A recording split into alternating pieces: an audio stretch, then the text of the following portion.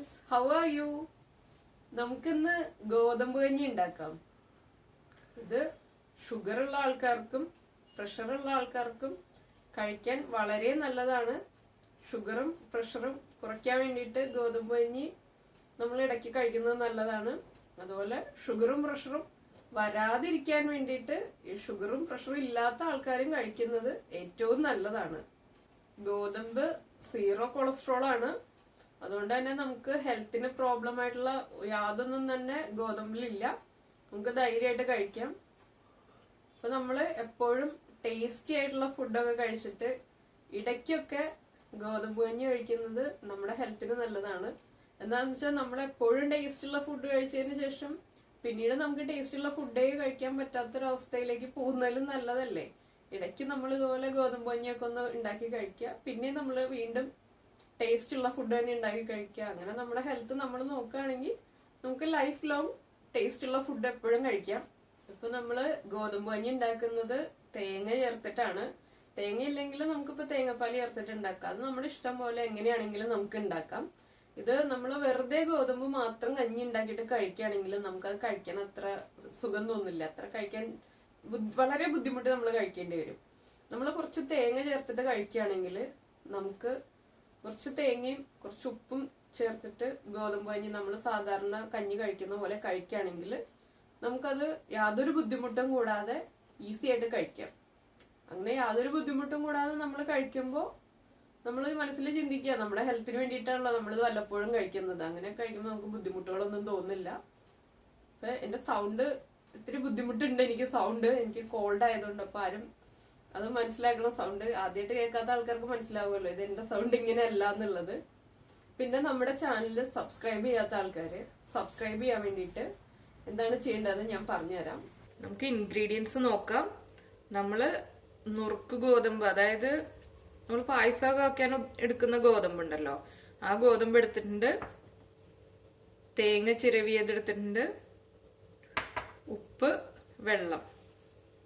ഇത് നമ്മൾ എന്താ ചെയ്യേണ്ടതെന്ന് വെച്ചിട്ടുണ്ടെങ്കിൽ ഗോതമ്പ്, ഇപ്പൊ നമ്മൾ 1 കപ്പ് ഗോതമ്പാണ് എടുത്തിരിക്കുന്നത്. മെഷറിംഗ് കപ്പിന് 1 കപ്പ്. ഈ ഗോതമ്പ് നന്നായിട്ട് കഴുകിയിട്ട് ഒരു 2-3 പ്രാവശ്യം വെള്ളം ഒഴിച്ച് കഴുകിയിട്ട് നമുക്കൊരു 2 മണിക്കൂർ വെള്ളത്തിൽ സോക്ക് ചെയ്ത് വെക്കാം. നമ്മളിപ്പോൾ ഗോതമ്പ് ഇതുപോലെ വെള്ളത്തിൽ സോക്ക് ചെയ്ത് 2 മണിക്കൂർ വെച്ചിട്ടുണ്ട്. അപ്പൊ അത് ഇങ്ങനെ ഇതുപോലെ നന്നായിട്ട് സോക്കായി വന്നിട്ടുണ്ട്. അപ്പൊ നമ്മളെപ്പോഴും ഗോതമ്പ് സോക്ക് ചെയ്യുമ്പോൾ ഗോതമ്പിന്റെ ലെവലിൽ നിന്ന് കുറച്ചും കൂടി മേളിൽ നിൽക്കണം വെള്ളം. നന്നായിട്ട് കൂടുതൽ ഒഴിച്ചു കൊടുക്കണം. അപ്പൊ അത് സോക്കായി വരുമ്പോൾ ഈ ഗോതമ്പ് കുറച്ച് വെള്ളം അബ്സോർബ് ചെയ്യും. അപ്പൊ നമ്മൾ കൂടുതൽ വെള്ളം ഒഴിച്ചിട്ട് വേണം സോക്ക് ചെയ്യാൻ വയ്ക്കാൻ. ഇപ്പൊ നമ്മളൊരു പ്രഷർ കുക്കറിലേക്ക് സോക്ക് ചെയ്ത് വെച്ചിരുന്ന ഗോതമ്പ് ചേർത്തിട്ടുണ്ട്. ഇതിപ്പോ നമ്മൾ സോക്ക് ചെയ്ത് വെച്ചിരുന്ന ഗോതമ്പ് ആ വെള്ളത്തിൽ സോക്ക് ചെയ്ത് വെച്ച വെള്ളവും കൂടി ചേർത്തിട്ടുണ്ട്. അതാണ് നമ്മൾ ആദ്യമേ ഗോതമ്പ് നന്നായിട്ട് 2-3 പ്രാവശ്യം കഴുകിയിട്ട് വെള്ളത്തിൽ സോക്ക് ചെയ്ത് വെക്കണം എന്ന് പറയുന്നത്. അപ്പൊ നമുക്ക് ആ വെള്ളവും യൂസ് ചെയ്യാം. ഇതിലേക്ക് ഇനി നമുക്ക് ഗോതമ്പ് കുക്കാവാൻ ആവശ്യത്തിന് കുറച്ചും കൂടി വെള്ളം ചേർക്കാം.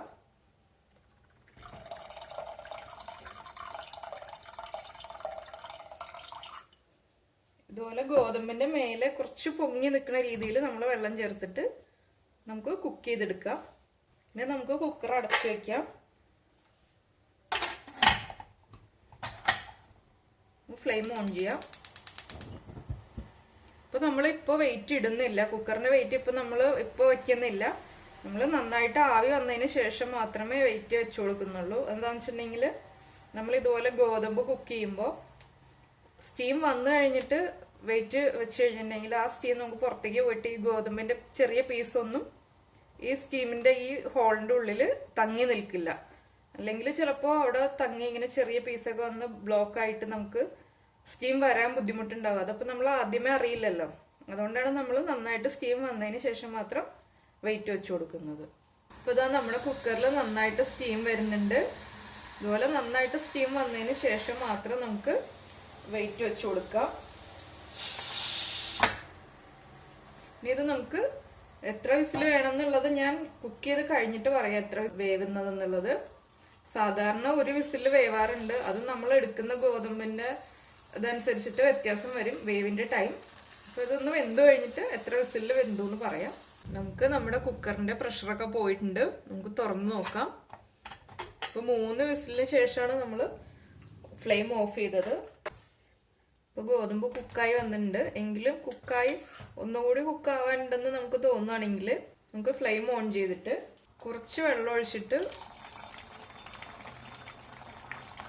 നമുക്കൊന്ന് കുക്ക് ചെയ്തെടുക്കാം. ഇനിയിപ്പോൾ നമ്മൾ കുക്കർ അടച്ചു വെക്കുമ്പോൾ വെയിറ്റ് ഇല്ലാതെ, ആ കുക്കറിൻ്റെ വെയിറ്റ് ഇല്ലാതെ നമുക്ക് അടച്ചു വെച്ചിട്ട് ഒരു 2-3 മിനിറ്റ് കുക്ക് ചെയ്തെടുക്കാം. ഗോതമ്പ് നന്നായിട്ട് വെന്ത് ഇങ്ങനെ വിടർന്ന് വരുന്നതാണ് നമ്മുടെ ഗോതമ്പിൻ്റെ കറക്റ്റ് കുക്കായിട്ടുള്ള പാകം. അപ്പം അതുപോലെ വെന്തിട്ടില്ല എന്ന് തോന്നുകയാണെങ്കിൽ ഇതുപോലെ കുറച്ച് വെള്ളം ഒഴിച്ചിട്ട് തിളച്ച് വരുമ്പോൾ നമുക്ക് കുക്കറൊന്ന് പതുക്കെ അടച്ചു വെച്ചിട്ട് വെയിറ്റ് ഇല്ലാതെ അടച്ചു വെച്ച് ഒരു 2-3 മിനിറ്റ് കുക്ക് ചെയ്തെടുക്കാം. നമുക്ക് കറക്റ്റായിട്ട് അടച്ചു വെക്കേണ്ട, ഒരു ചെറിയ ഗ്യാപ്പ് ഇട്ട് കൊടുക്കാം. അപ്പം നമ്മളിത് 2 മിനിറ്റ് ഇങ്ങനെ അടച്ചു വെച്ചിട്ട് കുക്ക് ചെയ്തിട്ടുണ്ട്. ഇനിയിപ്പം നമുക്ക് എത്ര ഗ്രേവി, കഞ്ഞി എങ്ങനെ എത്ര ലൂസായിട്ട് വേണോ അതനുസരിച്ച് നമുക്ക് വെള്ളം ചേർത്ത് കൊടുക്കാം. ഇതുവരെ നമ്മൾ കഞ്ഞിയിലേക്ക് ഉപ്പ് ചേർത്തിട്ടില്ല. ഇനിയിപ്പോൾ നമുക്ക് കഞ്ഞിക്ക് ആവശ്യമായിട്ടുള്ള ഉപ്പ് ചേർക്കാം. ഇതുപോലെ തന്നെ നമ്മൾ ചിരവി വെച്ചിരിക്കുന്ന തേങ്ങ, ഇതിപ്പോൾ നമുക്ക് ഡയറക്റ്റായിട്ടും ചേർക്കാം, ഇല്ലെങ്കിൽ തേങ്ങാപ്പാൽ ഒഴിക്കാം. അത് നമുക്ക് എങ്ങനെയാണെങ്കിലും ചേർക്കാം. ഞാനിതിപ്പോൾ ഡയറക്റ്റ് ആഡ് ചെയ്യാണ്. തേങ്ങയ്ക്കൊന്നും അളവില്ല, അത് നമ്മുടെ ഇഷ്ടത്തിന് തേങ്ങ ചേർക്കാവുന്നതാണ്.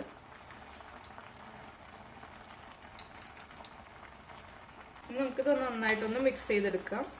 ഫ്ലെയിം കുറച്ച് വയ്ക്കാം.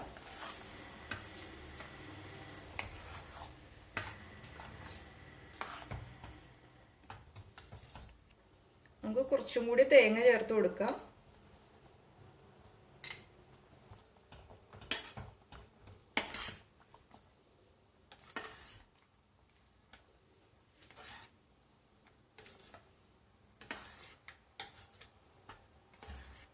ഇത്ര തേങ്ങ മതി. ഇനി നമുക്ക് കുറച്ചുകൂടി വെള്ളം ചേർക്കാം. വെള്ളം കുറച്ച് കുറവുണ്ട്.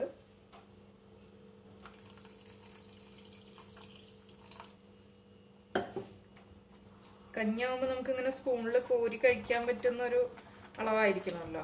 അപ്പം അതിനനുസരിച്ച് നമ്മൾ വെള്ളം ചേർക്കുക. വെള്ളം അല്ലെങ്കിൽ തേങ്ങാപ്പാലാണ് ചേർക്കുന്നതെങ്കിൽ തേങ്ങാപ്പാൽ അതനുസരിച്ച് ചേർത്ത് കൊടുക്കുക. ഇതിങ്ങനെ ചൂട് മാറുന്തോറും അത് കുറുകി കുറുകി വരും. അപ്പം അതനുസരിച്ചിട്ട് നമ്മൾ ആദ്യം വെള്ളം ചേർത്ത് നന്നായിട്ട് തിളപ്പിച്ചെടുക്കണം. അപ്പോൾ ഇത് നമ്മുടെ ഗോതമ്പ് കഞ്ഞി നന്നായിട്ട് തിളച്ചുകൊണ്ടിരിക്കുകയാണ്. ഇതിപ്പോൾ നമ്മൾ തേങ്ങ ചേർത്ത് കഴിഞ്ഞിട്ട് ഒരു 2 മിനിറ്റായി ഇതുപോലെ തിളയ്ക്കാൻ തുടങ്ങിയിട്ട്. ഇനി നമുക്ക് ഫ്ലെയിം ഓഫ് ചെയ്യാം. ഇത് സെർവ് ചെയ്യാൻ ഒരു ബൗളിലേക്ക് മാറ്റാം. അപ്പോൾ ഇത് നമ്മുടെ ഗോതമ്പ് കഞ്ഞി റെഡി ആയിട്ടുണ്ട്. അപ്പോൾ എല്ലാവരും ഇടയ്ക്ക് ഇതുപോലെയൊക്കെ ഉണ്ടാക്കി കഴിക്കുക. എല്ലാ ദിവസവും നമ്മൾ ചപ്പാത്തി ചോറൊക്കെ കഴിക്കുന്നതിൽ നിന്നൊരു ചേഞ്ചായിട്ട് നമുക്ക് വല്ലപ്പോഴും ഗോതമ്പ് കഞ്ഞിയൊക്കെ ഉണ്ടാക്കി കഴിക്കാം. അപ്പോൾ എല്ലാ ദിവസവും പറയണ പോലെ തന്നെ ലൈക്ക് ചെയ്യുക, ഷെയർ ചെയ്യുക, സബ്സ്ക്രൈബ് ചെയ്യാത്ത ആൾക്കാർ സബ്സ്ക്രൈബ് ചെയ്യാൻ മറക്കരുത്. നമുക്ക് അടുത്ത ഡിഷുമായിട്ട് അടുത്ത ദിവസം കാണാം. ബൈ.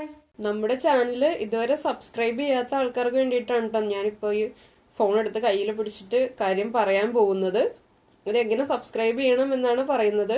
അത് ചില ആളുകൾക്ക് ഇത് നമ്മുടെ ചാനൽ എങ്ങനെയാണ് സബ്സ്ക്രൈബ് ചെയ്യേണ്ടതെന്ന് അറിയില്ല. അവർക്ക് വേണ്ടിയിട്ടാണ് ഇത് പറഞ്ഞു തരുന്നത്. അപ്പോൾ നമ്മൾ ഫോൺ ഓൺ ചെയ്തതിന് ശേഷം ഇതുപോലെ നമ്മുടെ ചാനൽ എടുത്തിട്ട് ഈ സബ്സ്ക്രൈബ് എന്ന റെഡ് കളറിലുള്ള ഈ ലെറ്ററിൽ ഇവിടെ നമ്മൾ ടച്ച് ചെയ്യുക.